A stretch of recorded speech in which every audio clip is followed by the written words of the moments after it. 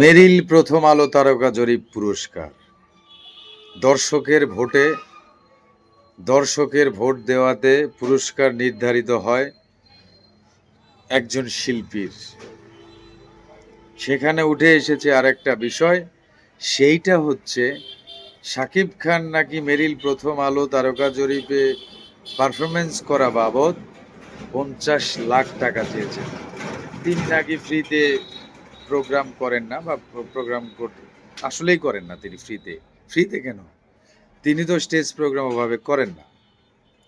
আর তিনি পারফরমেন্স করার জন্য 50 লাখ টাকা চেয়েছেন বলেই তাকে নাকি ওই অ্যাওয়ার্ডটাও দেওয়া হয় না। এত বড় অ্যাওয়ার্ড, সত্য মিথ্যা জানি না।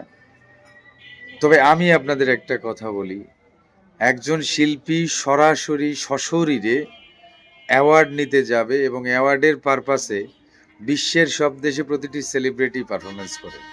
সেটা শাহরুখ খানও করে, আমির খান করে, সালমান খান, যদি আমির খান এগুলি থেকে একটু পিছিয়ে থাকে, দেব করে, বা সব দেশের সব সেলিব্রিটি করে। কারণ একটা অ্যাওয়ার্ড যখন আপনি পাবেন, ওই অ্যাওয়ার্ডটা নিতে গিয়ে আপনাকে একটু পারফরমেন্স করতেই হবে। এখন সে ওয়ান অ্যান্ড অনলি, সে করলো না, কেন করলো না, এটা হয়তো তাদের ভিতরের বিষয়, এটা আমরা জানি না। আর টাকা নেওয়ার বিষয়টাও সঠিক কিনা এটাও আমাদের আসলেই জানা নেই।